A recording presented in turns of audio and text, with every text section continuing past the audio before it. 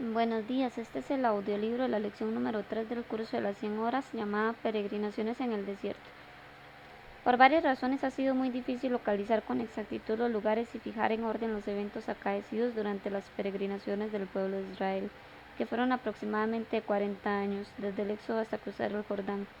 Varias son las causas que motivan estas dificultades: la fragmentada historia que tenemos, la antigüedad de los acontecimientos, nuestro escaso conocimiento del terreno de esos tiempos. Recordemos que esto sucedió hace más de 3000 años. El curso general del viaje puede definirse con facilidad, pero en muchas ocasiones la localización es incierta. Para conveniencia del estudiante dividiremos el viaje en partes o secciones. Usted notará que no entramos en muchas conjeturas, pero sí nos esforzamos por dar interés a cosas que para usted vale la pena conocer. De Ramsés al Mar Rojo, del Mar Rojo al Monte Sinaí, del Monte Sinaí a Cades Barnea, de Cades Barnea al Monte Or y regreso, de Cades Barnea a Elad y al Jordán. De Ramsés al Mar Rojo. Números 33:5. Salieron pues los hijos de Israel de Ramsés y acamparon en Sucot. En el mapa usted verá entre el Nilo y el istmo de la tierra de Gosén, donde vivió Jacob cuando vino a Egipto, el cual había sido territorio de los hijos de José. Los israelitas cruzaron el Mar Rojo en el angosto estrecho de Suez, donde la distancia aproximada de costa a costa es de 1 kilómetro. Del Mar Rojo al Monte Sinaí, números 33:11. Salieron del Mar Rojo y acamparon en el desierto de Sin. La dirección general de este movimiento puede seguirse con seguridad, pero los lugares precisos en donde acamparon mencionados en este capítulo son una mera conjetura. Como usted ya aprendió en el estudio anterior, el número de los que formaban el pueblo de Israel en este tiempo era aproximadamente 2 millones. Por lo tanto, era probable que los nombres de varios lugares de su campamento hayan sido solo el cuartel general del campamento, ya que había muy pocas ciudades en ese tiempo que pudieron haber acomodado 2 millones de habitantes. En Palestina no había ninguna. Cuando llegaron al monte Sinaí tenían ya como 2 meses y medio de caminar. En Sinaí estuvieron como 1 año. Los eventos principales del monte Sinaí ya se explicaron en estudios pasados, mas en esta ocasión los enumeramos: la dádiva de la ley, la adoración del becerro de oro, el castigo consiguiente, la construcción y consagración del tabernáculo, la numeración y organización del pueblo. Del monte Sinaí a Cades Barnea. Cuando el pueblo de Israel salió del monte Sinaí era guiado por el arca del pacto. La exacta localización de Cades Barnea es la gran dificultad en la geografía de este periodo. En lugar de Ain Quadis es quizás el más aceptado generalmente como el lugar exacto de Cades Barnea. Los israelitas acamparon 2 veces en Cades Barnea, veces que marcaron el principio y el fin de los 38 años de peregrinar en el desierto. De Cades Barnea al monte Or y regreso. Los 2 espías fueron tomados de Cades. Al regresar 10 de ellos con su informe negativo y rehúsa ir a poseer la tierra, Dios declara que no la verían, habiendo sido derrotados terriblemente en Horma por los cananitas, amalecitas y los amorreos en alianza. Derrotados y desanimadas, las huestes de Israel volvieron sus rostros de nuevo hacia el terrible desierto de Parán.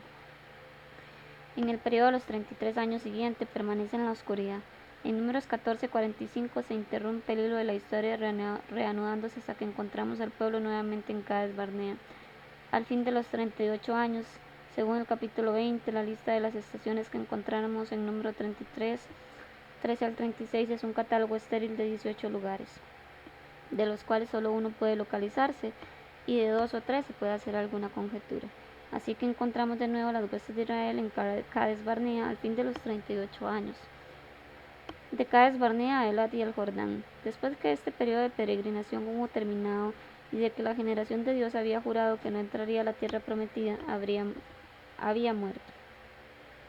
El pueblo de Israel se encontraba listo para entrar en ella. No podían entrar a Canaán por el sur y los edomitas no los dejarían cruzar en sus montañas, así que era necesario regresar un poco sobre la misma ruta. Por tercera vez caminaron por Arabia, haciendo una pausa en el monte Or, mientras Aarón ascendía la montaña y moría. Acamparon en el lado del este del río Jordán antes de entrar a la tierra prometida.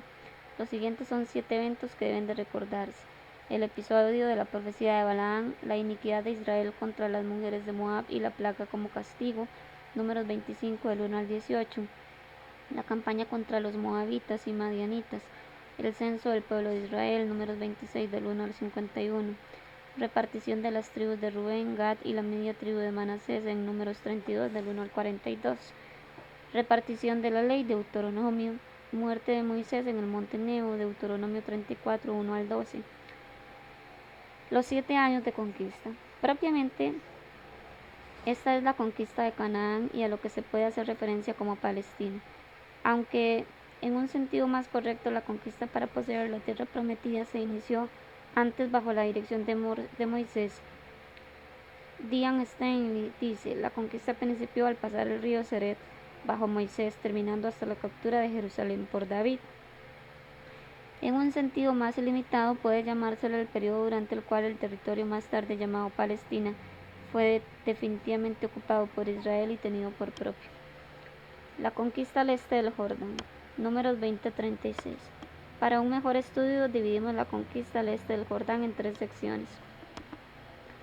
La conquista de Galaad, esta fue la dirección de Moisés. Él envió mensajeros a Sehón, rey de los amonitas, pidiendo permiso para que pasasen los hijos de Israel por su país.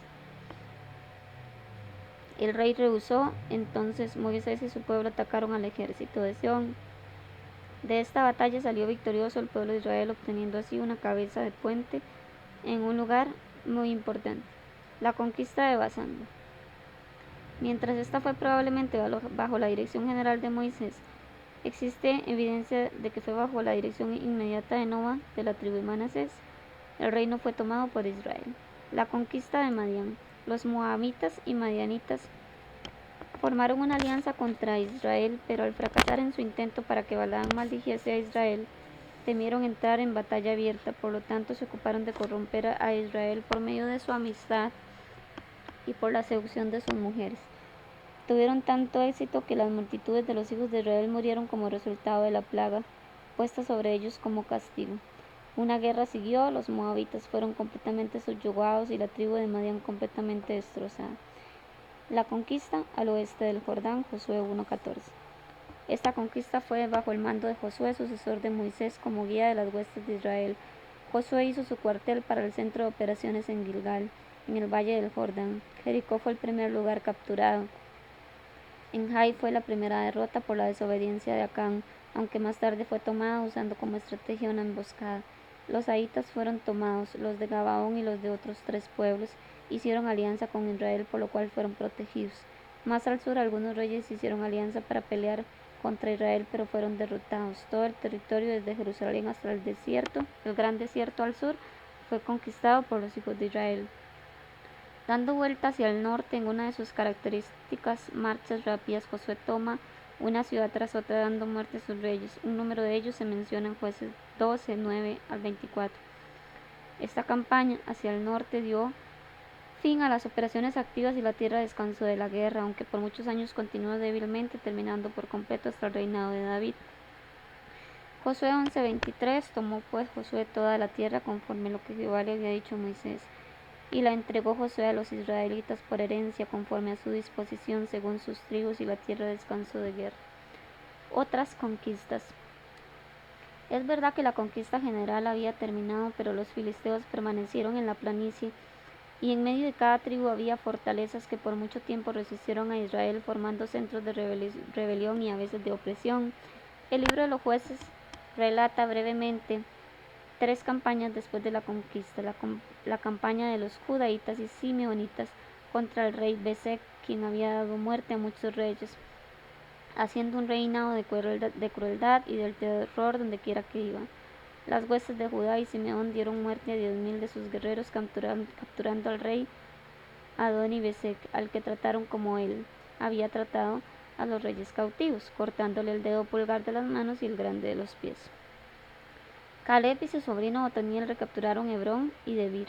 Caleb fue uno de los espías que regresaron con buen informe, el hombre más anciano de Israel, ya que todos los de su generación murieron en el desierto. Otoniel tomó Debir y como recompensa recibió hija de Caleb por esposa. La tribu de Dan en pos de la conquista. Los que formaban la tribu de Dan se encontraban incapaces de derrotar a sus vecinos los filisteos, por lo tanto se propusieron tomar más territorio.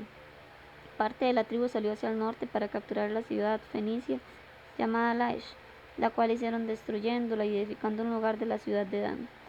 Esta era el lindero al norte, como la tierra de Berseba lo era al sur. dando origen al dicho de Dan a Berseba. Dan siguió siendo un centro de idolatría y lugar de influencia corrupta durante muchos años. Más tarde en la historia de Israel, las razas nativas. Al terminar la conquista, la gran parte del territorio fue dejado en manos de razas nativas. Las tribus cananitas y filisteas ocuparon muchas aldeas. Algunas fueron tomadas por los israelitas, pero después recapturadas por el enemigo. Esta y otras ciudades en manos de estas tribus eran una constante amenaza para los israelitas, por la fuente de peligro, su oposición y más por su amistad.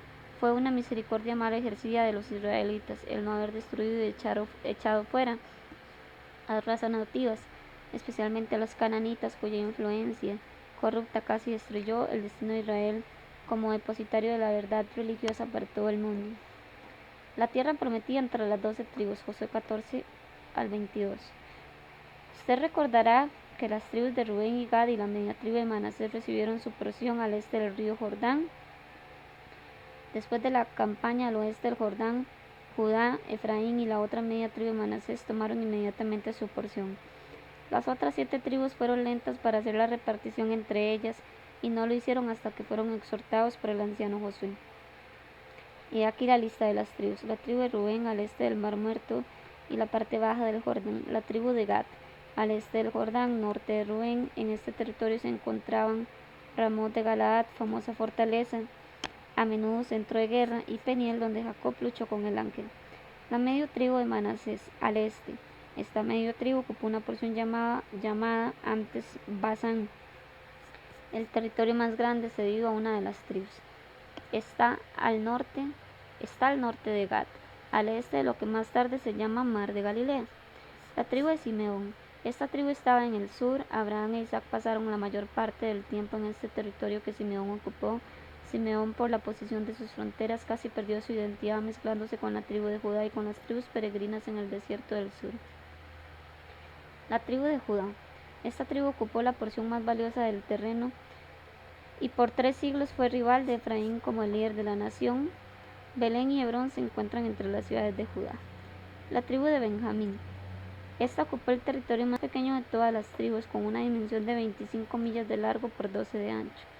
Entre las ciudades de este territorio se encontraban Jerusalén, Gilgal, Jericó, Betel y Gabaón. Después de la construcción del templo, Judá se extendió para incluir parte de la ciudad de Jerusalén. La tribu de Dan estaba situada entre la tribu de Benjamín y el mar, pero como gran parte del territorio estaba ocupada por los cananitas, parte de la tribu emigró hacia el norte, según el interesante relato de Jueces 17 y 18. Como ya se mencionó antes, la parte norte de Dan fue un centro de idolatría que permaneció bajo todos los cambios de gobierno hasta la cautividad final. La tribu de Efraín estaba al norte de la de Benjamín y se extendía del Jordán hasta el mar Mediterráneo. En la parte central del país, entre los lugares más importantes del territorio se encontraban Siquén y Silo, por mucho tiempo centros religiosos de Israel, y Samaria, en donde se construyó más tarde la capital de las 10 tribus. La media tribu de Manasés al oeste estaba situada al norte de Efraín. La tribu de Isaacar, esta ocupó montañas ya que no pudo conquistar las tribus nativas de la planicie y el valle Jordán, Canaán, Naín y Nazaret de la historia del Nuevo Testamento se encontraban situadas en esta tribu. La tribu de Aser. Esta tribu colindaba con Fenicia y pronto hizo amistad con ellos y los cananitas, perdiendo su poder a excepción de unos cuantos que vivían en las montañas y que se identificaban con las actividades de Israel. La tribu de Zabulón estaba situada en un triángulo entre el monte Carmelo y el mar de Galilea. En este territorio se encontraban muchas de las ciudades de Galilea visitadas por nuestro Salvador. La tribu de Neftalí estaba situada en lo más alto al norte. Dan se encontraba en los confines del territorio de esa tribu. La tribu de Leví. Esta era de casa sacerdotal y aunque no recibieron territorio como las demás, les fueron asignadas algunas ciudades por todo el territorio, haciendo un total de 48 ciudades, a las que se llamaban ciudades levíticas. 13 de ellas eran propiamente para los sacerdotes, los descendientes de Aarón. Las de los levitas o sacerdotes subordinadas eran 35. El estudiante notará que numeramos aquí 14 tribus, mientras que solo fueron 12 los hijos de Jacob. 12 tribus, 12 patriarcas. Las otras dos son la media tribu de Manasés, que se cuenta en 2 partes. este y oeste. Manasés fue el hijo de José y Efraín, que fue hijo de José, por tanto se cuenta como media tribu. Población de las 12 tribus. Leví 46.000, Judá 306.000, Dan 257.000, Isaacar 257.200, Zabulón 242.000, Aser 213.600, Manasés 210.800, Benjamín 182.400, Neftalí 181.600, Gad 162.000, Efraín 130.000, Simeón 88.000 y Leví 46.000. Los hijos de Israel bajo los jueces. Desde la muerte de Josué hasta los tiempos del rey Saúl, los hijos de Israel fueron gobernados por hombres levantados a la prominencia para enfrentarse a la necesidad del momento. Estos no adquirían poder por sucesión o nombramiento, sino por su carácter e influencia personal. A estos gobernantes se les llamaba jueces. El total de ellos fue 15. Gedeón fue uno de los más notables y con este asociamos Sansón y Débora. Sansón era un hombre de fuerza física maravillosa. Débora fue la única juez de sexo femenino, circunstancias que hicieron necesarios a los jueces. Los jueces fueron requeridos por una serie de opresiones, las que a veces eran originadas por tribus extrañas, de aquellas que los israelitas dejaron cuando tomaron Palestina. Los jueces fueron en su mayoría hombres que guiaron al pueblo de Israel para sacudir el yugo opresor. 7 opresiones que son muy prominentes: la opresión mesopotámica, la opresión moabita, primera opresión filistea, la opresión cananita, la opresión madianita, la opresión amonita, la segunda opresión filistea. La opresión mesopotámica. Jehová dejó algunas naciones para probar a Israel y enseñarle el arte de la guerra. Esta pues son las naciones que dejó Jehová para probar con ellas a Israel y a todos aquellos que no habían conocido todas las guerras de Canaán. Jueces 3 del 1 al 2. La historia de esta opresión es narrada en Jueces 3 del 1 al 11. Les será interesante leer estos versículos. Los versículos 5 al 7 dicen por qué fueron traídos a esta opresión. El juez Otoniel. Otoniel fue de la tribu de Judá, primer juez libertador del pueblo. Los libertó de la opresión mesopotámica bajo el gobierno de Otoniel. El pueblo de Israel descansó de la guerra por 40 años. La opresión moabita. Jueces 3:12. Volvieron los hijos de Israel a hacer lo malo delante de los ojos de Jehová, y Jehová fortaleció a Eglón, rey de Moab, contra Israel, por cuanto habían hecho lo malo ante los ojos de Jehová. Los enemigos de Israel en esta ocasión fueron los moabitas, los amonitas y los amalecitas. Un hombre llamado Ahot asesinó a Eglón, el líder de la opresión israelita, y llamó a su pueblo a reunirse en el monte de Efraín, en el lugar donde primero cruzaron el Jordán. Los hijos de Israel, Inalcaot y los israelitas hicieron huir al enemigo. Primera opresión filistea. Sangar de la tribu de Judá reunió un ejército de sembradores equipados con formidables aguijones para bueyes, con los cuales hicieron huir a los filisteos. Es probable que esta opresión solo consistió en una serie de ataques. La opresión cananita. Esta fue una rebelión del pueblo nativo contra los conquistadores israelitas. El líder para aplastar esta rebelión fue Débora, quien, con la ayuda de Barak, reunió un ejército y barrió con los rebeldes, reduciéndolos en tal forma que nunca más intentaron independizarse. Esta historia la narran los capítulos 4 y 5 de Jueces.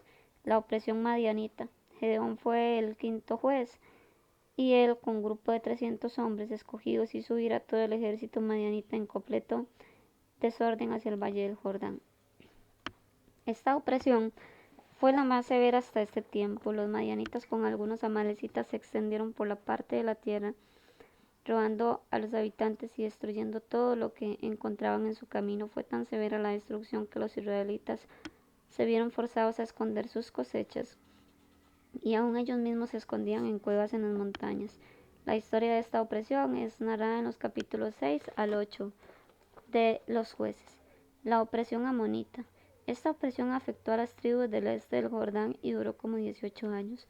Los amonitas también cruzaron el Jordán atacando a Judá, a Benjamín y a Efraín.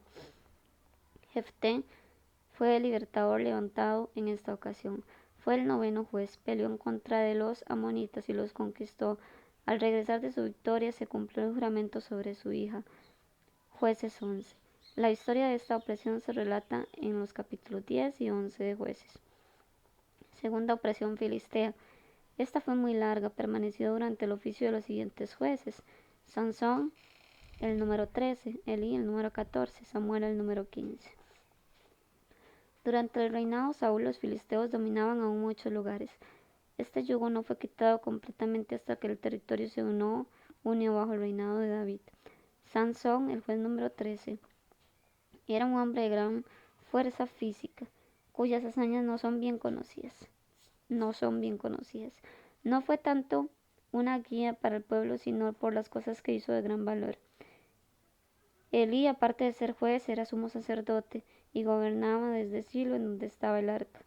En su tiempo se llevó el arca del pacto a la batalla y fue capturada por los filisteos, reduciendo así a los israelitas a un mínimo de fuerza. Samuel fue el último juez. Samuel gobernó en Mizpa por muchos años. Quizá el gran acontecimiento de su gobierno fue la victoria en Ebenezer, en la que volvió al pueblo de Israel el arca de la victoria, del pacto. Los 15 jueces. Estos son los 15 jueces. Los nombres más importantes van subrayados. Otoniel, de la tribu de Judá; Ahod, de la tribu de Benjamín; Sangar, de la tribu de Judá; Débora, de la tribu de Efraín; Gedeón, de la tribu de Manasés; Abimelec, de la tribu de Efraín; Tolá, de la tribu de Manasés; Yair, de la tribu de Manasés; Jefté, de la tribu de Gad; Ibsán, de Belén, Judá; Elón, de la tribu de Zabulón; Abdón, de la tribu de Efraín; Sansón, de la tribu de Dan; Elí, de la tribu de Efraín; Samuel, de la tribu de Benjamín. Versículos para memorizar. Los siguientes son 10 mandamientos que se encuentran en Éxodo 23:17. No tendrás dioses ajenos delante de ti. No te harás imagen ni ninguna semejanza de lo que esté arriba en el cielo, ni abajo en la tierra, ni en las aguas debajo de la tierra. No te inclinarás a ellas, ni las adorarás. Porque yo soy Jehová tu Dios, fuerte, celoso, que visito la maldad de los padres sobre los hijos hasta la tercera y la cuarta generación de los que me aborrecen, y hago misericordia a millares a los que me aman y guardan mis mandamientos. No tomarás el nombre de Dios en vano, porque no dará por inocente Jehová el que tome su nombre en vano. Acuérdate del día de reposo para santificarlo. 6 días trabajarás y harás toda tu obra, mas el séptimo es de reposo para Jehová tu Dios. No hagas en él obra alguna, tú, ni tu hijo, ni tu hija, ni tu siervo, ni tu criada, ni tu bestia, ni tu extranjero que están dentro de tus puertas.